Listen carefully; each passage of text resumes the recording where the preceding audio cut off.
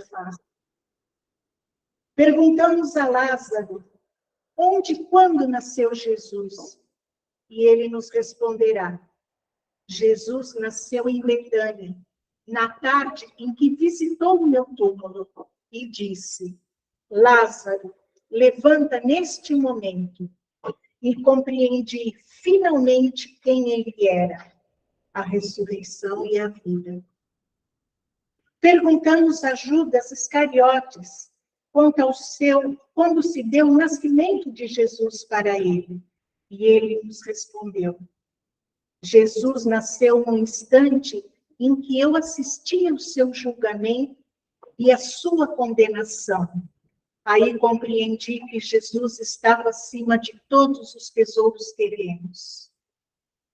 Mais adiante, perguntamos a Bezerra de Menezes o que ele sabe sobre o nascimento de Jesus.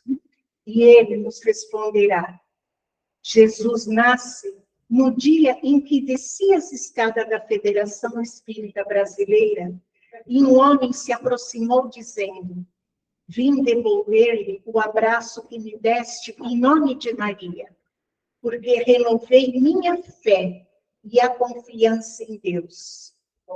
Foi naquele instante que percebi a sua misericórdia e o seu imenso amor pelas criaturas.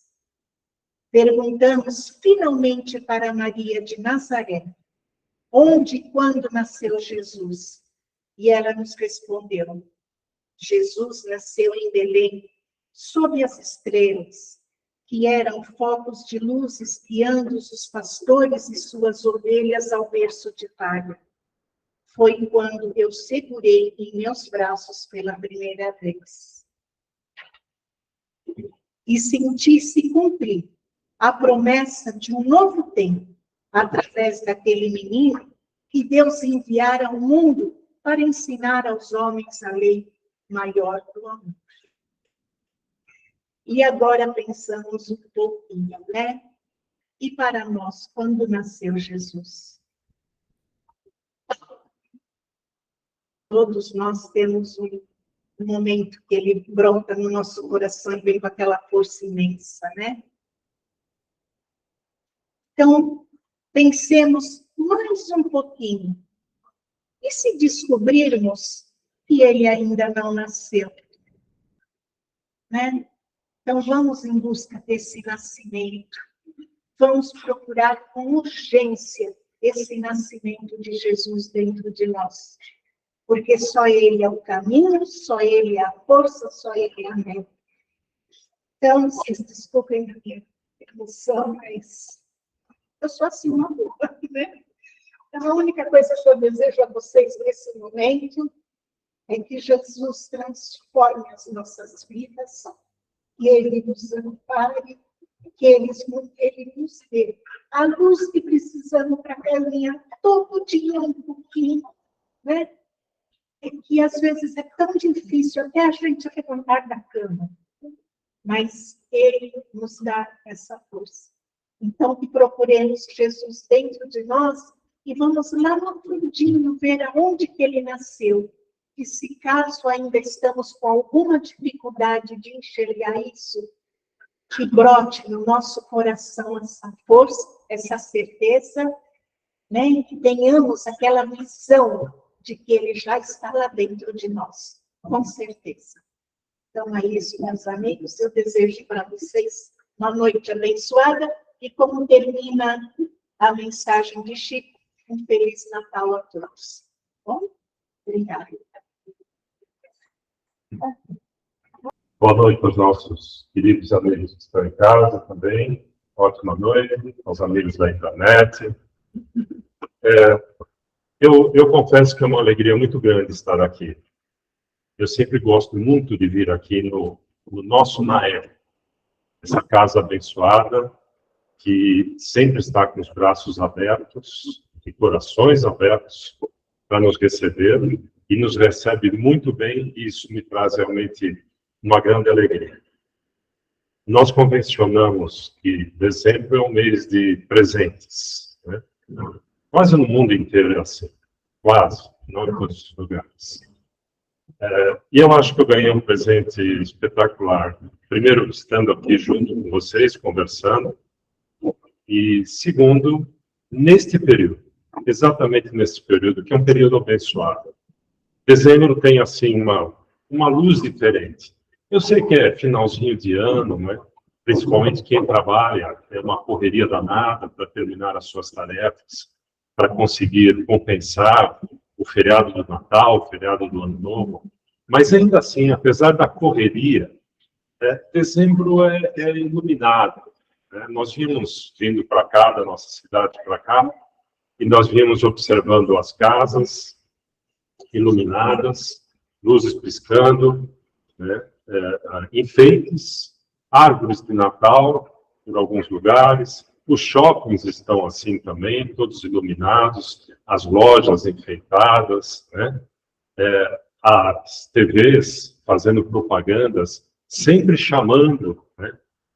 E aí, de repente, a gente ouve uma música do tipo Noite Feliz, né? Tão antiga, mas que, puxa, ainda mexe tanto conosco, mexe bastante. Então, tudo isso faz com que o nosso coração se abra cada vez mais. E à medida que nós vamos olhando para as pessoas, nós vamos dividindo esse amor que nós temos.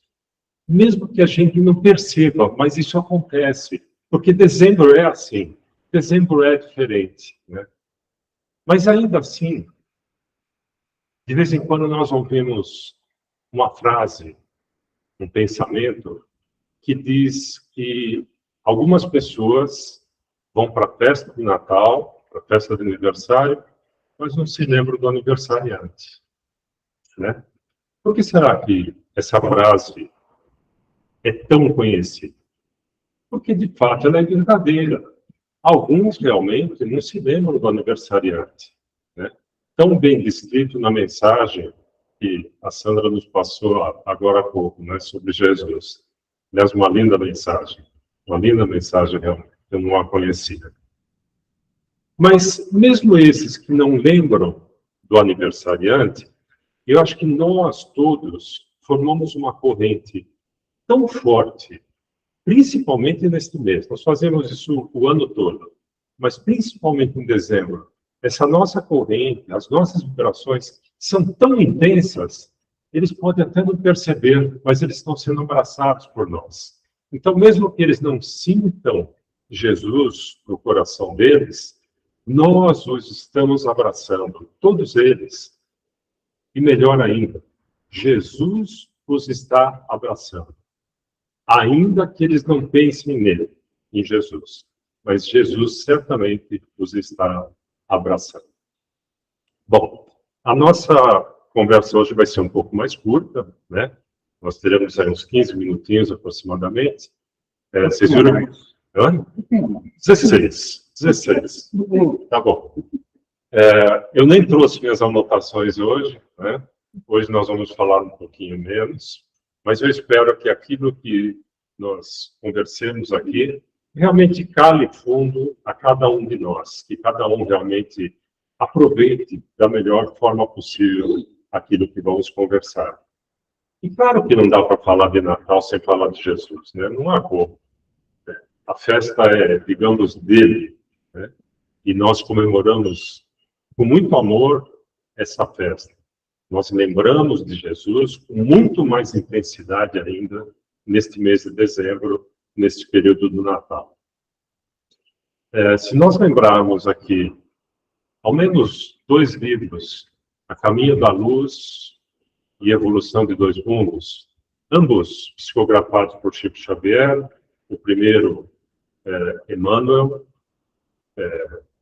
que ajudou o Chico a psicografar, né? O segundo, André Luiz. Tanto Emmanuel como André Luiz, eles falam sobre a equipe espiritual, a equipe de espíritos puros que trabalham para tudo isso que nós conhecemos aqui. Conta Emmanuel ainda que essa equipe de espíritos crísticos, eu diria, né? Espíritos realmente puros, fizeram 2 importantíssimas reuniões, pelo menos. Claro, organizados por Deus. A primeira delas, para a criação do sistema solar. Então, imaginem vocês a complexidade que é o sistema solar com todos os seus planetas, né? Uns atraindo os outros na proporção absolutamente correta para não haver nenhum tipo de desequilíbrio no nosso sistema. E a segunda reunião foi a preparação do nosso mestre para a vinda dele aqui para a Terra. E aí eu começo a pensar aqui dentro da minha pequenez, né? Como deve ser para um espírito puro vir para um corpo como esse que nós temos? Um corpo que tem suas falhas, é maravilhoso o nosso corpo, né? Se nós pensarmos na máquina que ele é, todos os órgãos funcionando, enfim, é maravilhoso. Mas ele é um limitador, não tenha dúvida, né? Pensando com a cabeça de um espírito puro, e como o Edson lembrou aqui um pouquinho antes, no estalo de dedo, Jesus já estava aqui conosco, né? Embora esteja muito longe de nós, menos que um piscar de olhos, ele já está aqui conosco. Então, houve toda uma preparação, e Jesus foi escolhido, como ele é o nosso governador, para vir para a Terra no momento em que a Terra passava por um momento, eu diria, sombrio até. Eu acho que se nós pensarmos nos dias de hoje, com as leis que nós temos, por vezes nós ficamos um pouco chateados, né? Porque nós falamos, puxa, tá certo, há várias leis que protegem os direitos civis, os direitos humanos, né? Mas ainda tem muita brecha, muita coisa acontece. Nós estamos falando de 2000 anos após Cristo, a vinda de Cristo para cá, de Jesus. Imaginem vocês como era há 2, 3, 4, 5 mil anos atrás. Não havia leis, nenhum tipo de lei existia.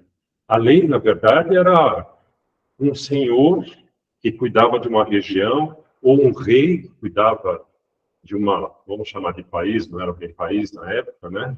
Mas a lei era a pessoa. E se naquele dia ela não tivesse dormido bem, iam rolar cabeças aquele dia, né? Se ela estava num espírito melhor, ela ia perdoar alguns e a coisa ia continuar assim. Então, mesmo que hoje nós não gostemos muito de algumas coisas que existem no tocante a leis, nós estamos muito, mas muito melhores do que 2000 anos atrás. Então, naquela ocasião, vem Jesus para cá e ele tem como uma das missões de apaziguar um pouco os ânimos aqui. Então, ele trabalha na região, principalmente de Roma, onde estava mais concentrado todo o poderio, né? Poderio bélico, poderio religioso. E ali ele começa, através da sua forma de educar as pessoas, da sua forma de ensinar as pessoas, a mudar o conceito que Roma tinha. Vocês lembram? Roma, com aquelas arenas, aquilo era terrível, né? Então, aos poucos, aqueles sacrifícios que existiam foram sendo deixados de lado e a vida começa a tomar uma outra forma a partir da vinda de Jesus. Mas aí, eu penso aqui, nossa, nós sempre devemos muito a Jesus e continuamos devendo. Como que nós podemos, de alguma forma, agradecer? Né? Nós fazemos isso rotineiramente, nós agradecemos mentalmente aqui. Mas há várias formas de nós agradecermos Jesus, né? Se nós pensarmos em Jesus como um educador que foi, né? Daí ele era chamado de professor, de mestre, ele era de fato um educador. E eu acho que cada um de nós pode e deve ser um educador. Talvez nós precisemos conhecer um pouquinho técnicas de como educar, né? Como trazer para mais pessoas os ensinamentos de Jesus.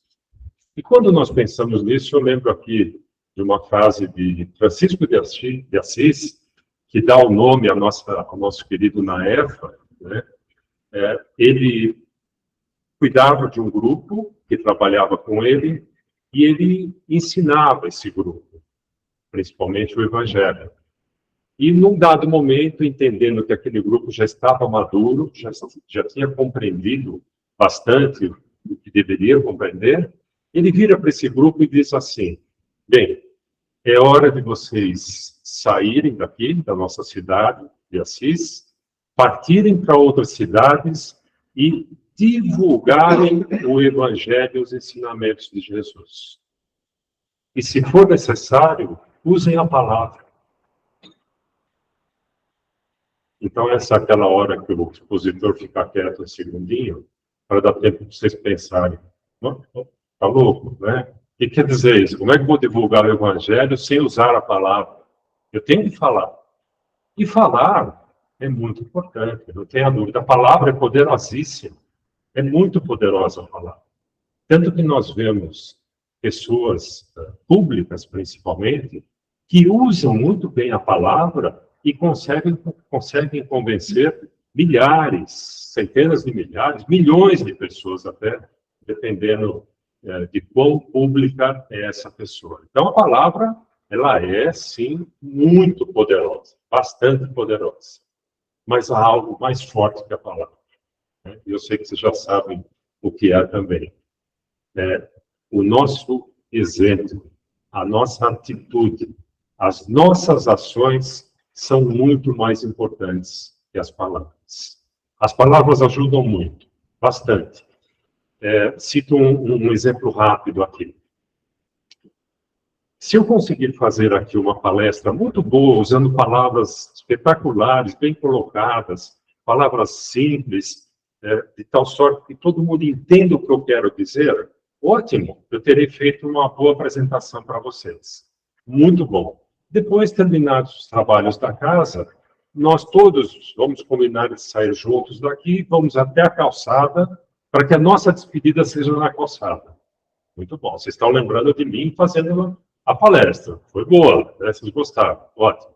Chega lá na calçada, eu me despeço rapidamente de você, porque eu tenho um compromisso em seguida, pego o meu carro, saio com o carro, de repente um outro motorista me fecha, eu abro o vidro, e aí vem meus 3.000 anos, né, de brutalidade aqui das minhas outras vidas, e eu digo aquele sonoro palavrão para aquele outro motorista. E vocês todos lá fora vendo e assistindo aquilo.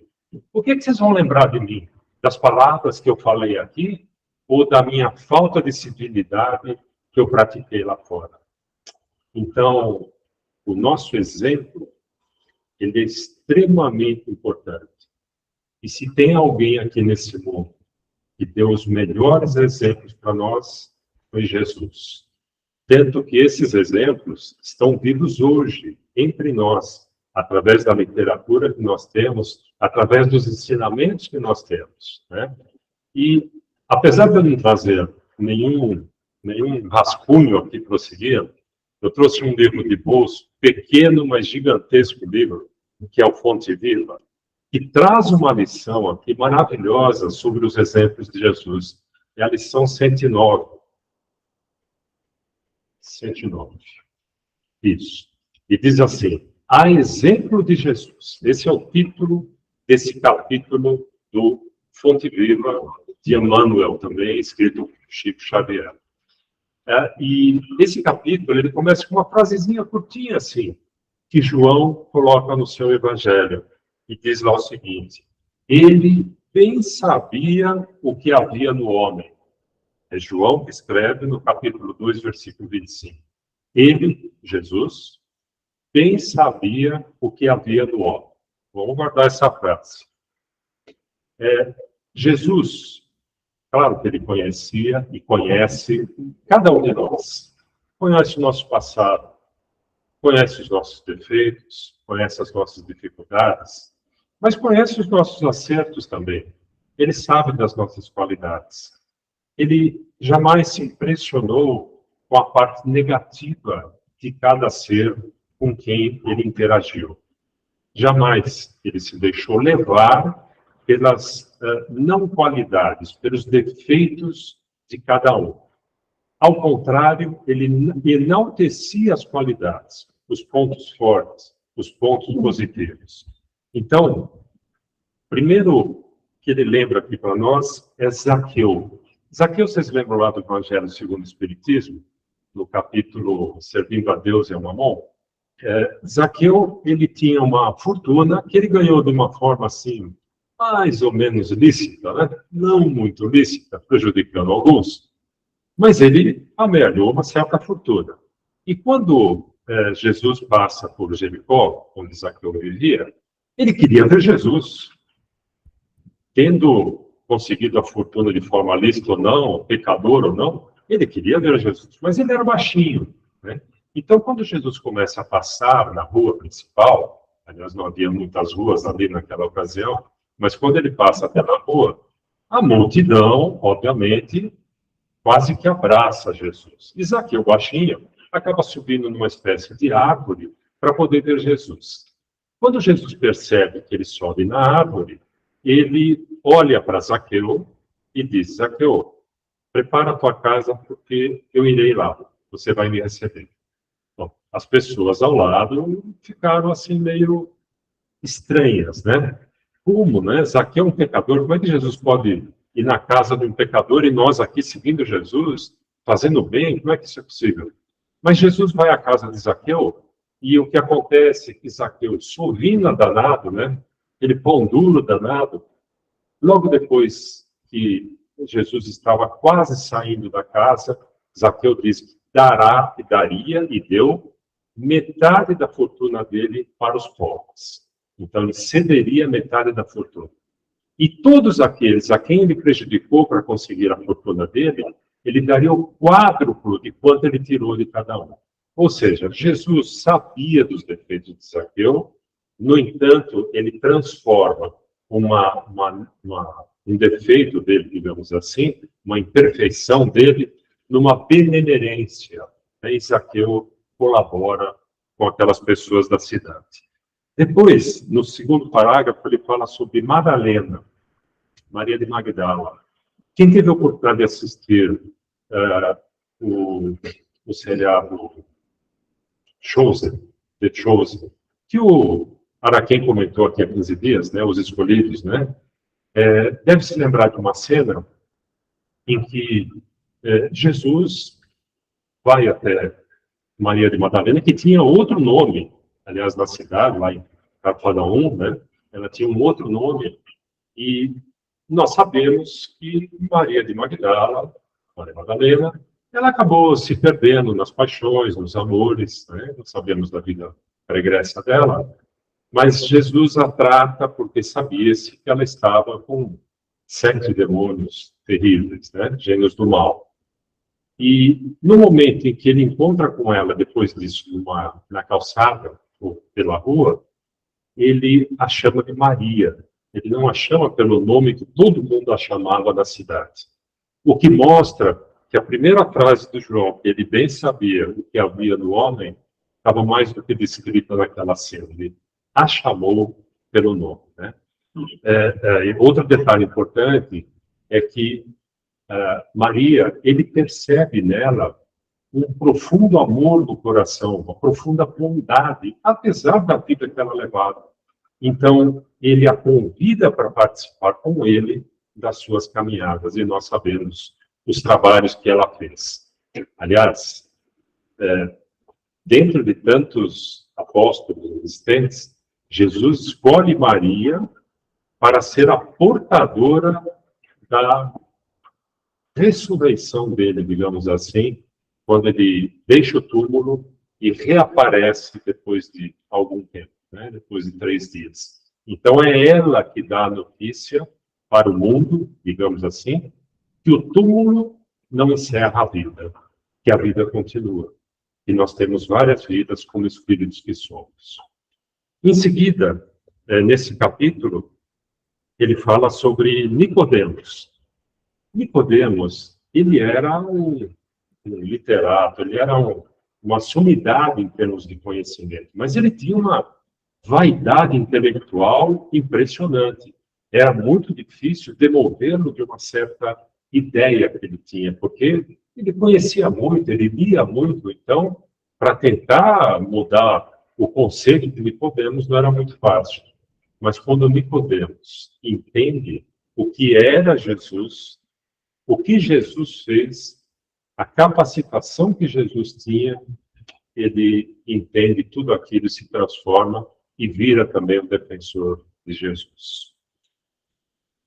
Fala aqui o livro ainda sobre Simão Pedro, né? Simão Pedro, um pescador rude, bruto, sem muita paciência. No entanto, é ele que é o coordenador, digamos assim, de todo apóstolo, de todos os apóstolos, né? Ele que caminha com a doutrina cristã. É dada a ele essa incumbência, né? Apesar de ele ser fruto daquela forma.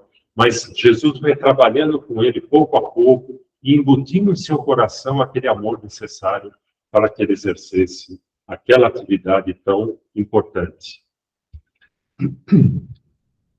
Menciona ainda Tomé, né? São Tomé, quero ver para crer, né? Quero ver para crer. São Tomé que não acreditava em nada, né? Ele viu lá o vinho sendo transformado, a água em vinho, né? Mas ele não acreditava. Ele não acreditava num monte de coisas, né? Mas Jesus entendia essa dificuldade dele e ele acaba transformando Tomé também num super agente dessa fase cristã, né? E ele jamais desampara Tomé.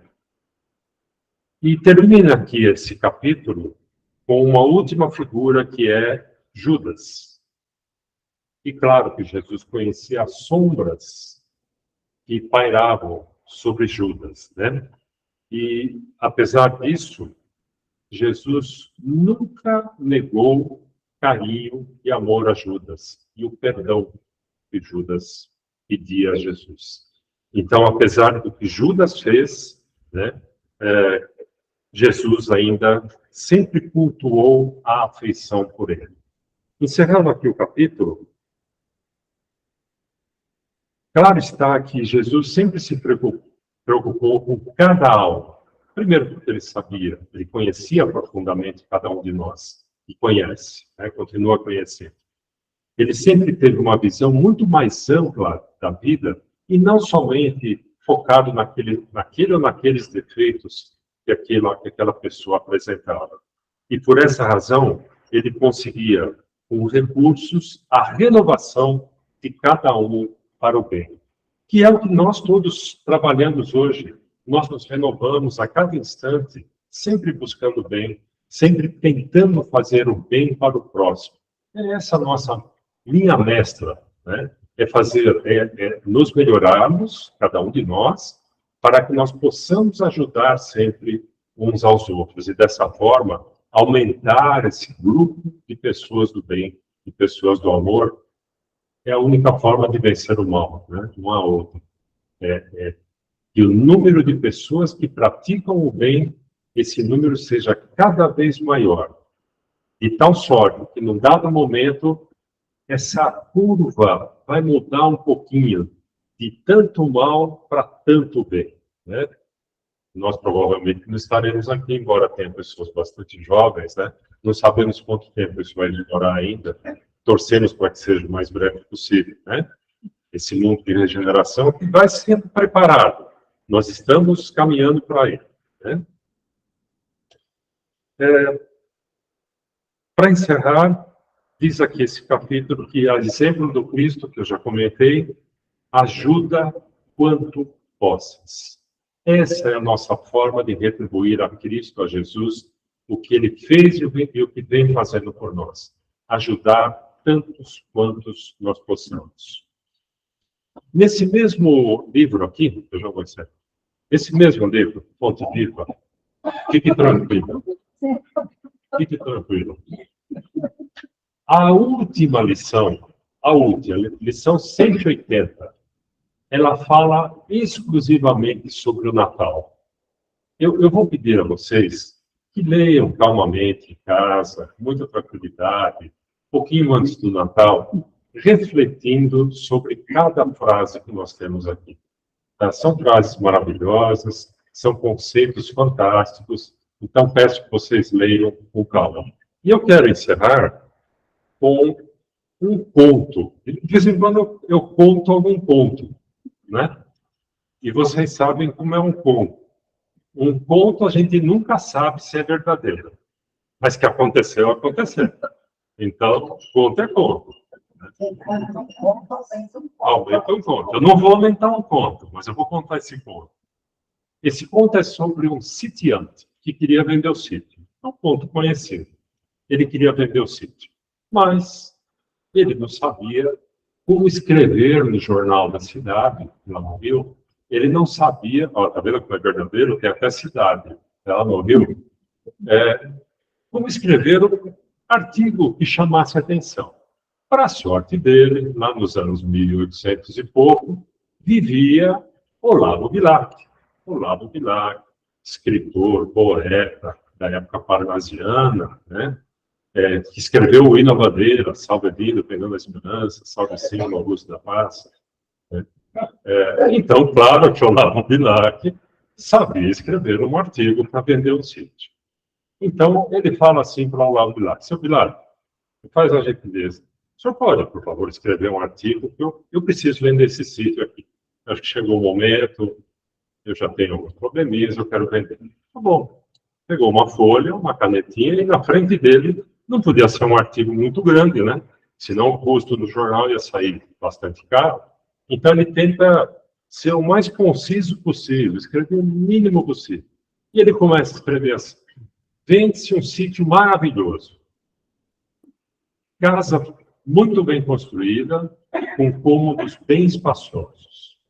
Os quartos, das janelas dos quartos, nós podemos ver o sol nascente, que levanta atrás das árvores frutíferas que alimentam os pássaros que muito cantam no meu sítio.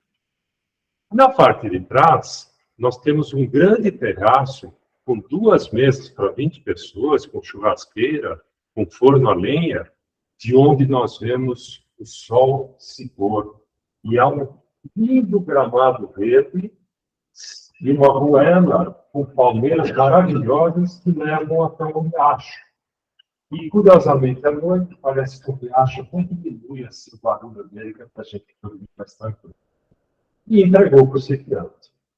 Bom, o sitiante pegou aquilo e disse: poxa, está bonito mesmo, obrigado. Passados alguns dias, eles se encontram na cidade novamente, o sitiante e o Olavo Bilac. E o Olavo Bilac, lembrando de ter escrito aquela mensagem, pergunta para o sitiante: publicou? Você já vendeu o sítio? E o sitiante olha para ele e diz assim: o senhor sabe, seu Olavo, eu li aquele seu artigo, eu achei tão bonito, mas tão bonito, que eu comecei a olhar melhor meu sítio, e não é danado do sítio, é bonito mesmo, eu resolvi não vender mais, e eu vou ficar com o meu sítio. Moral dessa história é o seguinte: às vezes, nós não vemos a beleza que nós temos, nós não vemos o potencial que nós temos, nós não observamos a capacidade que nós temos de realização de coisas. Então, a minha mensagem final aqui é que cada um se volte para dentro de si mesmo e veja quanto você é brilhante, quanto você é capaz, quanto você pode ajudar quem quer que seja, começando por você mesmo. Você tem capacidade para se ajudar.